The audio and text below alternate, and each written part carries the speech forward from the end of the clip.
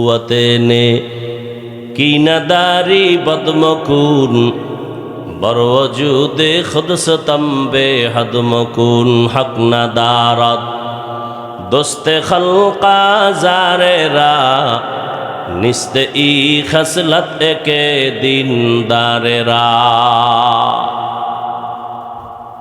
দায়িত্বশীলরা ready হয়ে যান, আল্লাহর আদালতে দায়িত্বের কারণে জবাবদিহিতার কাঠগড়ায় দাঁড়াতে হবে। পালাবার উপায় নাই, পালানো যাবে? মরণ থেকে যতই পালাও মরণ তোমায় নিবে ঘিরি,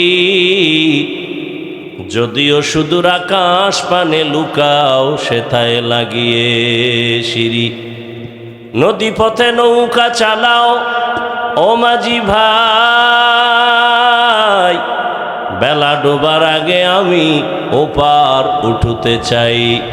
ডুবে গেলে বেলা রে আর উঠে না, ভেঙ্গে গেলে মেলা রে আর জমে না।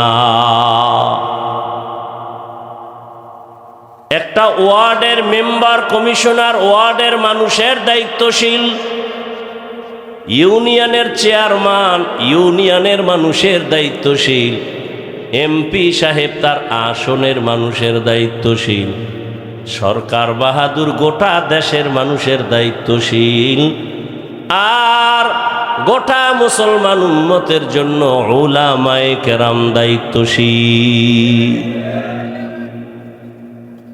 আর একজন সাহাবী দাঁড়ায় গেলেন, ইয়া রাসূলুল্লাহ,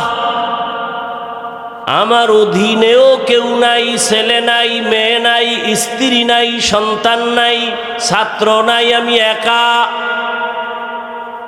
আমিও কারো অধীনে নাই। রহমতের নবী বলবেন আমার দায়িত্ব কি জানতে চাই। নবীজি বলেন, সাহাবী, আপনি আপনার অঙ্গ প্রত্যঙ্গের দায়িত্বশীল। আল্লাহ দুটো হাত দিয়েছেন, দুটো পা দিয়েছেন, আল্লাহ দুটো চক্ষু দিয়েছেন, এগুলো অনর্থক দিছেন নাকি? কথা বলেন না কেন? কিয়ামতের ময়দানে আমার আল্লাহ কড়ায় গন্ডায় হিসাব নেবেন। আল্লাহ তাআলা বলবেন, যে অঙ্গ প্রত্যঙ্গ দিলাম এগুলোর আলাদা ডিউটি, হাতের ডিউটি আলাদা, চোখের ডিউটি আলাদা। আল্লাহ বলবেন, বান্দা বল, হাতের ডিউটি যথাযথ পালন করেছো? অনেক বান্দা পালন না করিয়াও আযাবের ভয়ে মিথ্যার আশ্রয় নিয়ে বলবে হ্যাঁ করা হয়েছে। আল্লাহ জানেননি করছে কিনা? আল্লাহ জবানটাকে বন্ধ করে অর্ডার করবেন, হাত কথা বল, পা কথা বল। আল-ইয়াওমা নাখতিমু আলা আফওয়াহিহিম ওয়া তুকাল্লিমুনা আইদিহিম ওয়া তাশহাদু আরজুলুহুম বিমা কানু ইয়াকসিবুন। দস্তগুয়াদ মঞ্চুনি দুজদিদাম, লব্বগুয়াদ মঞ্চুনি বুসিদাম, চশমগুয়াদ চিদাম গমজা হারাম, গোশগুয়াদ চিদাম সমরুল কালাম। হাতকে আল্লাহ বলবেন কথা বলো। হাত কথা বলতে পারে না, এটাই সত্য। কি আপনাদের হাত কথা বলতে পারে? এখানেও একটা পয়েন্ট, খালি কানের মধ্যে ওয়াজ নিবেন না, এটি কাজে লাগাইতে হবে। বর্তমান দুনিয়া ফেতনার দুনিয়া, বিশেষ করে আমাকে ইসলাম নিয়ে ফেতনা বেশি। কি হিন্দু ধর্ম নিয়ে ফেতনা আছে? খ্রিস্টানদের মাঝে কোনো ফেতনা আছে? যত ফেতনা এ আমাকে ইসলাম নিয়ে। হাত কি বুকে বাঁধবেন না নাবির নিচে, এ নিয়ে এক ফেতনা আছে না নাই? আমিন কি জোরে বলবেন না আস্তে বলবেন, এ নিয়ে এক আছে না ঝামেলা? অথচ মক্কা পৃথিবীর শ্রেষ্ঠ ঘর। আচ্ছা, এরা এমন করে কেন? আমার তো বয়ান ছেড়ে দিতে মনে চায়। আল্লাহর ভয় কি নাই অন্তরে? আপনি বসার অভ্যাস না থাকলে কেন ঢুকলেন বলেন আমাকে? ঢুকলেন কেন? কেন ডিস্টার্ব করেন? সব বক্তার মতো আমি পারি না তো। আমি মনে করতেছি আমার বয়ান কারো পছন্দ হয় না, তো আমি জোর করে বয়ান শোনাবো কেন? আমি মোনাজাত দিয়ে চলে যাই।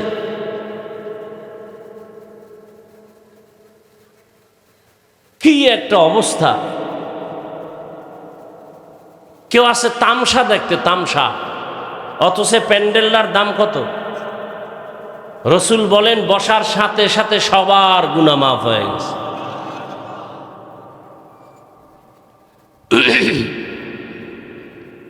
ইন্না আউওয়ালা বাইতি উযিআ লিন-নাসি লাল্লাযী বিবাক্কাতা মুবারাকান ওয়া হুদা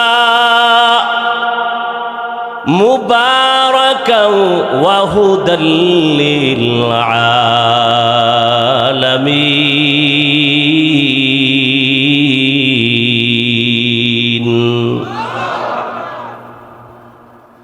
জমিন আল্লাহ বানানোর পরে প্রথম একটা ঘর বানালেন বাইতুল্লাহ, হেদায়েতের ঘর, ইবাদতের ঘর। এমন একটা ঘর আল্লাহ বানাইলেন যেই বাইতুল্লাহর দিকে তাকাইলেই সওয়াব। কিছু বলা লাগবে না, তাকায় দেখবেন সওয়াব। ভাইরা আমার, হাসরের ময়দানে ওই যে বাইতুল্লাহ এমন একটা ঘর, সারা দুনিয়ার যত লাইনের মুসলমান আছে ওখানে উমরায় হজে যায়নি। জবাব দেন না কেন? রাগ করতেছেন? আমি কি আপনাদের সাথে দুশ্মনী করতেছি? আমি তো দিল ভাঙ্গা মোহাব্বত নিয়ে আসছি। যদি কেউ বলে নিচে নাইমা পাও ধর, আমি নিচে এসে পাও ধরবো। তারপরও যদি কেউ বলে দাড়ি রাখবো, পাও ধরলে বলো, আমি নিচে এসে পাও ধরবো। সেই ভালোবাসা নিয়ে কথা বলতেছি। ওই বাইতুল্লাহর হজে সারা দুনিয়ার মুসলমান সেখানে আছে। এক এক লাইনের মুসলমানের এক এক কোয়ালিটি। গিয়া দেখলাম কত আল্লাহর বান্দা, আমরা তো বাইতুল্লাহর দিকে পাও দেই না, আর কিছু মানুষ বাইতুল্লাহর দিকে পাও দিয়ে এরপরে কোরআন শরীফটা মাটির মধ্যে ফালাইয়া হাতের সাথে ট্যাক লাগায় তারপরে কোরআন পড়ে মাটিতে ফালাইয়া। এমন শরীরে আগুন লাগছে কিছু বলতেও পারি না। আবার একদল নাক টাইনা ঘুমাইছে, ইকামত হয়ে গেছে, ওযু টজু নাই, নামাজ, আল্লাহু আকবার। যা দেখছি তা বলি। আবার নামাজে দাঁড়ানোর পরে মোবাইলে রিং বাজতেছে, নামাজের ভিতরে মোবাইল বের করে হ্যালো কথা টথা কয়ে কয় সলা সলা, নামাজের ভিতরে আছি, পকেটে ঢুকায় সে নামাজ আবার ঠিক আছে। আবার এক দলের দেখলাম সেজদায় যাওয়ার আগে একটা পকেট থেকে একটা টুকরা বার করিয়া কপালের নিচে দেয়। আমার দেশের বাঙালি ওই কর্মচারীকে বললাম এটা কি করলো? কয় হুজুরেরা জমিনে সেজদা দেয় না, কারণ ইবলিস জমিনটা নাপাক কইরা ফেলাইছে, এই জন্য পকেট থেকে একটা টুকরা বের করে ওইটার উপরে সেজদা দেয়। কেউ বুকে হাত বাঁধে, কেউ নাভির নিচে হাত বেঁধে দাঁড়ানো, কেউ আবার দোনো হাত ছাইড়ে দিছে। আমি যেটা বুঝাতে চাই ভালো করে বুঝেন, হিংসা ছাড়েন। এই যে এত লাইনের মানুষ মক্কা মদিনায় হজ কইরা আবার জাগা মতো বাড়ি যায়, বলেন কোনোদিন কি এই দলাদলি আর মারপিট কইরা দুই একজন মারা গেছে? কোনো ঝগড়া হয়েছে? আমাকে সোনার বাংলায় এত গজব কেন? আমিন লইয়া ঝগড়া, তারাবি 20 রাকাত না 8 রাকাতেই লইয়া ঝগড়া। হ্যাঁ, বুকে হাত বাঁধবে না নাবির নিচে নিয়ে ঝগড়া। কার অভিশাপ লাগছে আমাকে দেশটার মধ্যে? এত ঝগড়া। রমাজানে 8 রাকাতওয়ালারা মনে হয় যেন একটা তুফান শুরু হয়ে গেছে মসজিদে, যায় ভাঙ্গে চুরা সব লইয়া। এবার 20 রাকাতওয়ালাকে মন্ডা পর্যন্ত ভাঙ্গে দিয়া যায়। আছে না নাই? আচ্ছা, আমাকে একটা মাসালা বলেন, এখানে তো বিজ্ঞ ওলামায়ে কেরাম আছেন, রমাজানে 1 রাকাত নফলের দাম অন্য মাসের তুলনায় কম না বেশি? 1 রাকাত নফল ফরজের আর একটা ফরজ, এটা জানেন? তাহলে রমাজানে যদি কেউ মনে করে যে আমি 8 রাকাত তারাবি পড়ব, যদি কেউ মনে করে তর্ক নাই, তাহলে তার উচিত কি যে বাকি 12 রাকাত আমি নফল হিসাবে পড়ি, কারণ আমার রমাজানের এক নফল ফরজের সমান। যদি আল্লাহর মহব্বত থাকে তাহলে উচিত না? তর্ক কেন, ঝগড়া কেন, আমলের প্রতি এত অনীহা কেন? আমি কি তর্কের কথা বলছি? যুক্তি যে এক নফল ফরজের সমান, তাহলে ঠিক আছে, তারাবি আমরা 8 রাকাতই মেনে নিলাম, বাকি 12 রাকাত নফল হিসাবে পড়ে নেই। কি আমরা যারা 20 রাকাত পড়ি, পৃথিবীর কোনো মুফতি সাহেবের শক্তি আছে আমাকে বলবে যে আমরা গুনাহ করছি? একটা মুফতিও বলতে পারবে? তাহলে জীবনে আর ওয়াজ করব না ময়দান। মতনৈক্য থাকতে পারে, মতনৈক্য থাকার মানে কি? হারাম, হারাম। আমরা যারা নাবির নিচে হাত বাঁধি, আমরা বুকে হাতওয়ালাদের গালি দেই, আপনারা কেন আমাকে নাবির হাত লয়ে টানাটানি করেন? আমরা যারা আস্তে আমিন বলি, জোরে আমিন বলনেওয়ালাদেরকে হিংসার নজরে গালি দেই, আপনারা কেন আস্তে আমিনওয়ালাদের বাঁকা নজরে তাকান? কি তাকওয়া বেশি আপনাদের? এই জন্য কি এই দ্বন্দ্ব আমগো দেশে নাই? মক্কা মদিনায় নাই কেন? আমার কথাগুলো বুঝে আসে আপনাদের? আমি পক্ষ বিপক্ষ বয়ান করি না, আমি আপনাদের ব্রেন ওয়াশ করতে আসছি। আমি এখানে একবারও বলবো না সবাই তাবলিগে যাও, পীর সাহেবের কাছে যাও, কওমি মাদ্রাসা, একবারও বলবো না। এবং আমার মতো হুজুর হও। আমি বয়ানই করি এখন ইদানিং, আমার বয়ান একটু আলাদা লাইনে করি, কারণ সব হুজুরেরাই তো এই বয়ানগুলো করে, আমি একটু আলাদা করি। কেমন? যারা স্কুলে পড়ে, কলেজে পড়ে, চাকরি করে, ব্যবসা করে, এরা ওই জায়গায় থাকিয়া কিভাবে জান্নাত পাইতে পারে সেই পরামর্শটা আমি আলাদাভাবে দেই। আমার কামই এইটা। আমি পরামর্শ দেই, ডাক্তার হও, ইঞ্জিনিয়ার হও, প্রফেসর হও, ওসি হও, ডিসি হও, এমপি হও, চেয়ারম্যান হও, বেয়াদব হইও না। এই আমার টোটাল বয়ানের ফলাফলে এই কথাগুলো। শেষে এটি বইলেই মোনাজাত দিয়ে দেব। আমি একবারও বলবো না যে তাবলিগে না গেলে জাহান্নামে যাবে, এই বিষয়ে কোনো কথাই বলবো না। কওমি মাদ্রাসায় না পড়লে আপনি জাহান্নামে যাবেন, ভুলেও বলবো না। আপনার ছেলে মেয়েকে মাদ্রাসায় পড়াইতেই হবে, একবারও বলবো না। বরং আমি সাহস দিয়ে যাব, স্কুলে যারা পড়াচ্ছেন ওখানে পড়ান, স্কুল ছাইরো না, কলেজ ছাইরো না। আমার এটা দাবি, আমার অন্তর থেকে বলছি। যুবক, তুমি কলেজে পড়ো, ডাক্তার হও। আমার দেশে মাওলানা, মুফতি, মুহাদ্দিসের অভাব আছে? আমার দেশে ডাক্তারের অভাব, আদর্শবান ইঞ্জিনিয়ারের অভাব, আদর্শবান প্রফেসরের অভাব, আদর্শবান ওসিডিসি এসপির অভাব। এই কপাল আমাকে এত খারাপ, এত মাথা নষ্ট। কই মাদ্রাসায় পড়লে কি হইব? কথা কি হইতে হইব? মাদ্রাসায় পড়লে মাওলানা, মুফতি, ডাক্তার হয়। তা আমরা মাদ্রাসায় বইরা ডাক্তার হইলে তোরা ঘোড়ার ঘাস কাটবি কলেজে বইরা? কপাল পরাম তার সেরা। কেমন প্রশ্ন এটা? একটা কথা হইল।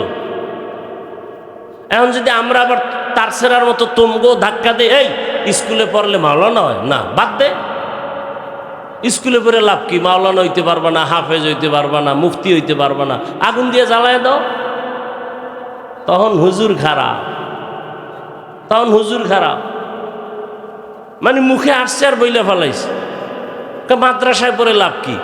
ইঞ্জিনিয়ার হওয়া যায়? তো ইঞ্জিনিয়ার মাদ্রাসায় বানাইলে তোমরা কলেজে ঘোড়ার ঘাস কাটবা?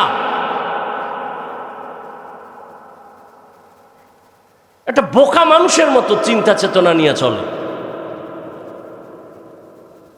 আরে তোমার বাপমার সাথে বিয়ার ব্যবস্থা, তোমার বোনের বিবাহ, তোমার বিবাহ, এই কাজে যাবো আমরা। আর আমরা মাদ্রাসায় পড়বো, ঘরবাড়ি বানাবো, সেই কাজ করবা তোমরা। কি তাই তো দুই দল মিলেই সমাজ চলবে। কি ভাই, এটাই তো নিয়ম। একটা ধাক্কা ধাক্কি, মানে কিলাকিলি না করলে, একটু খোসা না দিলে ভাল লাগে না। মাদ্রাসায় পড়ে লাভ নাই। কেন? চাকরি পাওয়া যাইব না। আরে কলেজের ছেলে মেয়েরা সার্টিফিকেট, এমএ বিএর সার্টিফিকেট নইয়া এরপর কানতেছে, এটির চাকরি আগে দে, আমাকে চিন্তা পরে কর। ফাও আকামের দোকানদার, হাজার হাজার বেকার যুবক কানতেছে। আমি মিথ্যা বলতেছি? লক্ষ লক্ষ বেকার চাকরি পাচ্ছে না, ঘুষের টাকা চায়, সুদের টাকা চায়, বাড়ি বিক্রি করে টাকা দিয়েও চাকরি পায় না। এগুলিও কথা নাই, হাও আকামের দোকানদারি। আসলে ওই যে গ্রামে কথা বলে না, দেখতে নারী চলন বাঁকা, মানে হুজুরকে একটা খোসা দিতেই হইব। এদেশে হুজুরেরা বোঝা, তাহলে হুজুর বাদ দে, দেখ ঠাটা কেমনে পড়ে। ঘুমের মধ্যে দেখবি যে ঠাটা পইরা তুই নাই, একের পর এক ঠাটা পড়বে, খোদার কসম। এই জমিন আছে আমগো কান্নাকাটি আলেম ওলামা, ছোট ছোট বাচ্চারা কোরআন পড়ে মাদ্রাসায়। এই তাবলিগ, এই পীর মুরিদির কারণে দেশ এখনো সুন্দর আছে।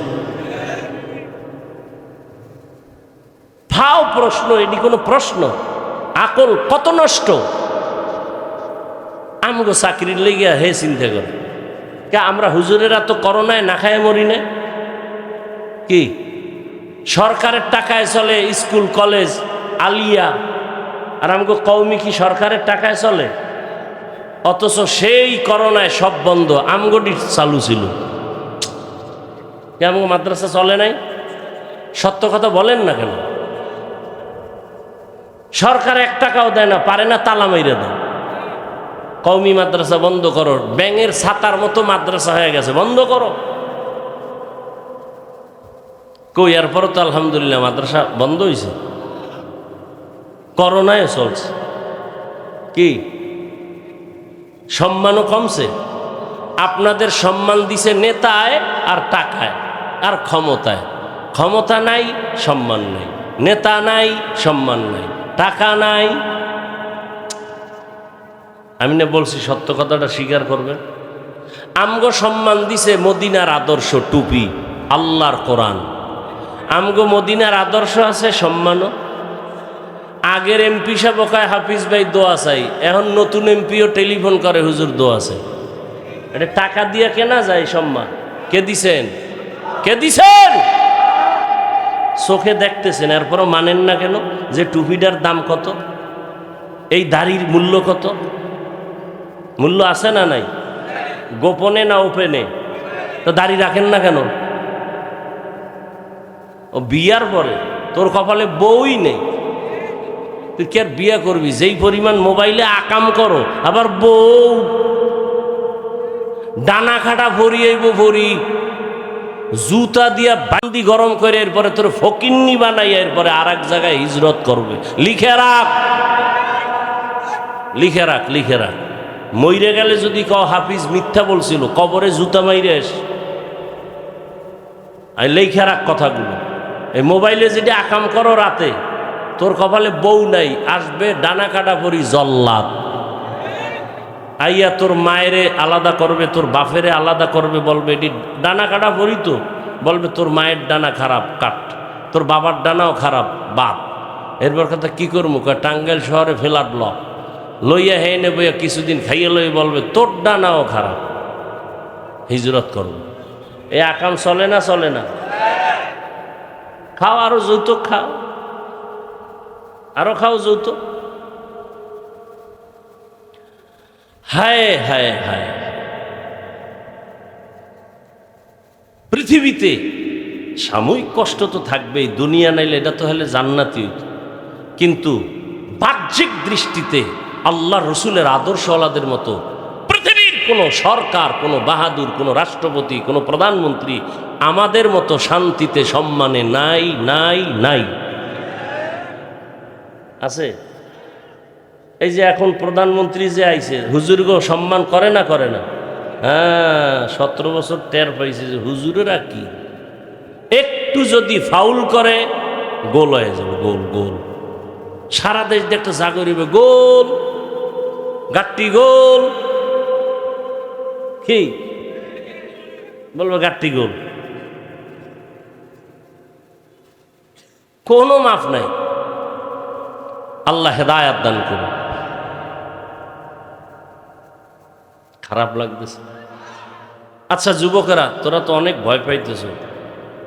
আচ্ছা বলো যুবক, তোমার মতো কি দাড়িওয়ালা নামাজি স্কুলে নাই, কলেজে নাই?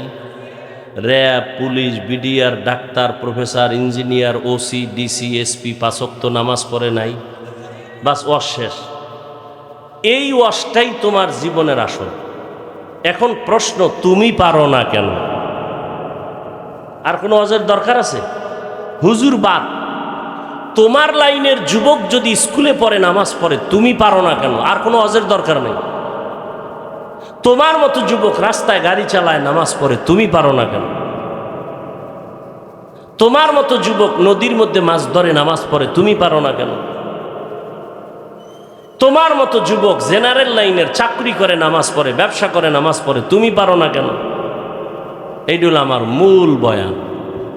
জিন্দেগি মে বন্দেগি তু কর নহে, जिंदगी में बंदगी तू कर न है, जिंदगी बे बंदगी शर्मिंदा है, जिंदगी बे बंदगी शर्मिंदा है। दुनिया में हो दुनिया का तलबगार न हो, बाजार से गुजर हो खरीदार न हो। ये दुनिया एक मिसल कागज फूल है, ये दुनिया एक मिसल कागज फूल है, जिंदगी में बंदगी तू कर न है, जिंदगी बे बंदगी शर्मिंदा है, जिंदगी बे बंदगी शर्मिंदा है। जिंदगी में बंदगी कुन बंदगी, बंदगी बे जिंदगी शर्मिंदगी। হাশরের ময়দানে আল্লাহ বলবেন, হাত কথা বল। যেই হাত আসলেই কথা বলতে পারে না, আমার আল্লাহর কুদরতে পারবেনি। হাত বলবে, ও দয়ার মালিক, তুমি হাত বানাইছো ডিউটি করবে, মা বাবার সহযোগিতা করবে, করে নাই। কোরআনটা ধৈরা ধৈরা পড়বে, পড়ে নাই। এই হাতের দ্বারা কোনো ভালো কাজ করে নাই, বরং কলম দিয়া দিয়া মানুষের বিরুদ্ধে লেখতো, ফেসবুকে আঙ্গুল দিয়া দিয়া লেখতো। এইরকম হাত অপব্যবহার করনেওয়ালা জনগণ আমগো সমাজে আসেনি। চোখ বল, চোখ বলবেন, হে মালিক, তুমি যেই ডিউটির জন্য চক্ষু দিয়েছ, মা বাবার চেহারা দেখবে চোখ দিয়া সওয়াব, এই চোখ দিয়া কোরআন তাকায় তাকায় দেখবে সওয়াব, এই চক্ষু দিয়া ভালোবাসার নজরে মাকে দেখবে সওয়াব, বাবাকে দেখবে সওয়াব, আলেম দেখবে সওয়াব, বাইতুল্লাহর দিয়ে তাকায় তাকায় দেখবে সওয়াব। কিন্তু না, মা বাবারে ভালো নজরে দেখে নাই। আল্লাহর বান্দা চোখ দিয়া কোরআন দেখে নাই, কাবা দেখে নাই। এই বান্দা সারা রাত দরওয়াজা জানালা বন্ধ করে মোবাইলে তাকায় তাকায় কবিরা গুনাহ দেখেছে। আল্লাহ পাকের আদালতে চোখ কথা বলবে, ঠোঁট কথা বলবে, পালানোর কোনো সুযোগ?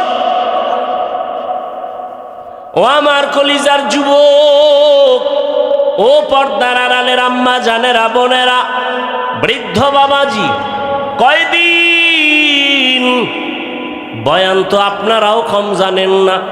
মিথ্যা কথা বলা কি জানেন না? তারপর কেন কোন জানি না? গালি দেওয়া কি তো জানেন নাকি? সবই তো জানেন।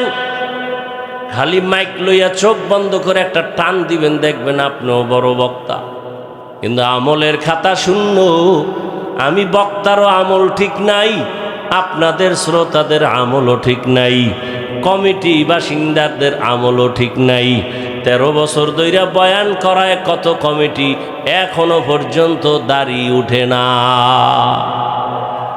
আমরা তো জনগণের হেদায়েতের রস দিছি, আমগো জন্য দিছিনি। কয় ভাই আপনার দাওয়াত, আলহামদুলিল্লাহ। কয় আপনার বাড়ি, কয় নাউজুবিল্লাহ। কমিটি অজ দেয় কাগো হেদায়েতের জন্য, আমনে গো হ্যাগো হেদায়েতের অজ দেয়নি। এক জায়গায় অজে গেছি, নাম কইলে চিনবেন, আমারে বয়ান উঠে পরে নাই, হে নাই কই, কয় বোতল খাই হইয়া রয়েছে। নাম কইলে অনেক ব্যবসায়ীরা চিনবে। একজনের দ্বারা 1 লাখ হাদিয়া দিয়া এই হুজুরের দিও, বাস হে টাল হয়ে গেছে খাইয়ে।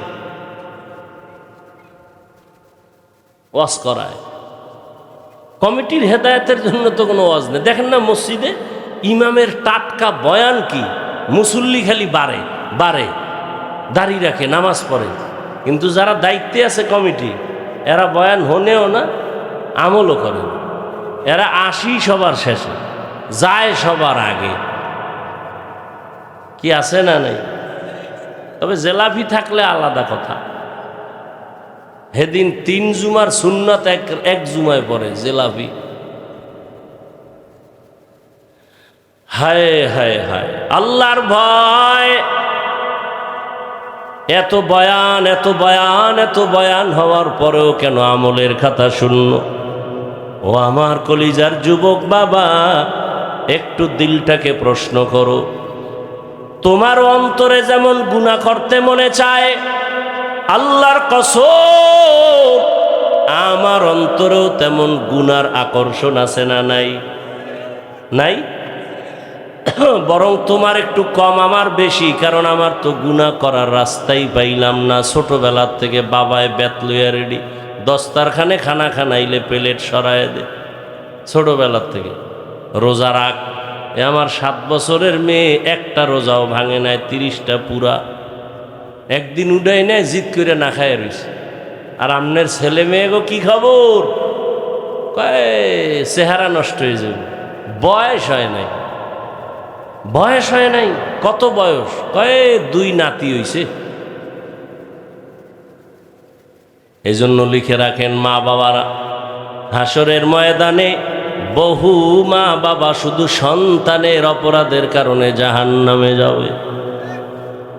সন্তানেরা মা বাবার বিরুদ্ধে আমার আল্লাহর আদালতে মামলা দায়ের করবে। রব্বানা ইন্না আতা'না সাদাতানা ওয়া কুবারানা ফাআদাল্লুনাস সাবিলা রব্বানা আতিহিম যিফাইনি মিনাল আযাব ওয়ালআনহুম লা'নান কাবীরা। মা বাবার বিরুদ্ধে মামলা পেশ করবে আল্লাহর আদালতে। আমার মা বাবায় জীবনে আমারে নামাজের কথা বলে নাই, রোজার কথা বলে নাই, তেলাওয়াত কোরআন শিখায় নাই। ও যুবক, এখনো সময় আছে, তৈরি হয়ে যাও। মনের খাহেশ মিটাইয়া মনের শখে দাড়ি তো কম কাটলা না, এখনো কি তোমার তওবা করতে মনে চায় না? তোমার আশা কি এখনো পূরণ হয় নাই? মনের আশা পুরাইতে গিয়া পার্কে পার্কে কত দৌড়াইলা, এখনো কি তোমার আশা পূরণ হয় নাই? মনের আশা পূরণে কত রাত মোবাইল চালাইলা, এখনো কি তোমার আশা পূরণ হয় নাই? একটা যুবক আমারে বলো, তোমার আর কত দাড়ি কাটলে তোমার আশা পূরণ হবে? আর কতবার নামাজ ছাড়লে আশা পূরণ হবে? আর কতদিন মোবাইল চালাইলে গুনাহ করলে আশা পূরণ হবে? আল্লাহর কাছে আমার এই জবাবটা দাও। আর হায়াতের বাকি আছে কয়দিন তাও বলো। রমজানের ঈদের পরে কি দেখো নাই কত মানুষ হঠাৎ মরে গেল? বাসের সাথে ট্রেনের ধাক্কা লাগছে, ঈদের জামা কাপড় পইরা গেছে, জান চলে গেছে, আনন্দ নাই, পুরা ফ্যামিলিতে কান্নার আওয়াজ। কিছুই না রে বাবা, আগামী বছর এই মাঠে ওয়াজ চলবে, কিন্তু এই ময়দানের অনেকেই দুনিয়ায় থাকবে না। কি এখনো সময় আছে, তওবা করো, আল্লাহর ভয় তাকওয়া অন্তরে জমা করো। আল্লাহ কয় আমাকে ভয় করার মতো ভয় কর, এর উপরে অনেক আলোচনা করার সময় আর পেলাম না। আল্লাহর ভয়ের নাম তাকওয়া, আল্লাহকে ভয় করার নাম খশিয়া, আল্লাহকে ভয় করে চলার নাম খৌফ। ভয়ের মূল কথা হলো বান্দা নেক আমল করতে না পারলেও গুনাহ করা যাবে না। ওয়া আম্মা মান খাফা মাকাম রাব্বিহি ওয়া নাহান নাফসা আনিল হাওয়া ফা ইন্নাল জান্নাতা হিয়াল মাওয়া। হর কে দারত খৌফে হকদার দিল মদাম জন্নতুল মাওয়া দেহদ ও রামকাম জুজবা হক চি জে মখাজ ইনসুজা ফজলে উ আমস্তে দর জুমলা জাহা। ও পর্দার আড়ালের আম্মা জান, আপনার জন্য আমি দোয়া করে গেলাম। আপনাদের অবদান আর আদর্শের কারণে এই দুনিয়ায় যত সন্তান ভালো হয়েছে। এসপি সাহেবের ব্যবহার ভালো কেন? বলে মায়ের আদর্শ ভালো। সন্তানটা ভালো কেন? মায়ের আদর্শ ভালো। ডিসি সাহেবের ব্যবহার ভালো কেন? মায়ের আদর্শে ভালো। ও পর্দার আড়ালের আম্মা জান, সন্তান আল্লাহ দান করেছেন, আদর্শ ডাক্তার বানায় যান, আদর্শবান ইঞ্জিনিয়ার বানায় যান। আপনার সন্তানটার সিনায় কোরআন লাগায় দেন, একদিন ডাক্তার হইয়া রুগী দেখবে, আজান হলে নামাজে যাবে, নামাজ পড়ে কোরআন তেলাওয়াত করবে, মা বাবার জন্য কলিজা ভরে দোয়া করবে। এমন একটা সন্তানের মা হইয়া কবরে যান। ও মা বোনেরা, আপনাদের মতো কত মা বোন এই এলাকায় এখনো আছে, 5 ওয়াক্ত নামাজ পড়ে পর্দা করে, আছে না নাই? ভিন্ন মা বোনেরা যারা মার্কেটে দৌড়াচ্ছেন, আপনার কি ভয় লাগে না? এখনো সময় আছে, তওবা করেন আর আল্লাহকে বলেন, হে আল্লাহ, আমার মতো একটা মহিলা যদি পর্দা করে, নামাজ পড়ে, স্বামীর খেদমত করে, আমি কেন পারবো না? জীবনের আশা পূরণ করতে গিয়া মার্কেটে কম দৌড়াইলেন না, বেপর্দায় আড্ডা কম দিলেন না। এখন তওবা করেন আর বলেন, হে আল্লাহ, আর নামাজ ছাড়বো না, বেপর্দায় চলবো না, স্বামীর মাল নষ্ট করব না। যুবকেরা, জীবনে গুনাহ তো কম করো নাই, মনটাকে বুঝাইয়া তওবা করো আর আল্লাহকে বলো, হে আল্লাহ, আমার মতো যুবক যদি স্কুল কলেজে পড়ে নামাজ পড়ে, আমি কেন পারবো না? শয়তানের ধোকায় পড়ে কত নামাজ ছাড়লাম, দাড়ি কাটলাম, বেপর্দায় চললাম। আজকে থেকে তওবা করি, কোন দিন মরণ হয়ে যাবে জানা নাই। আর জীবনে নামাজ ছাড়বো না, বেপর্দায় চলবো না, মা বাবার সাথে বেয়াদবি করবো না।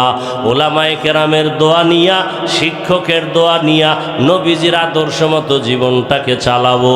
ও আমার যুবক বাবারা, বৃদ্ধ বাবাজিরা, পর্দার আড়ালের মা বোনেরা, তওবা যদি করার মতো করতে পারেন, জীবনের সব গুণে একটা সেকেন্ডে আল্লাহ মাফ করে ওলির খাতায় নামটা লেখায় দিবে।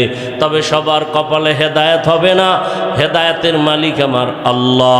যে ব্যক্তি হেদায়েত চাইবে, আল্লাহ তাকে দিবে, যে চাইবে না, আল্লাহ তাকে দিবেন না।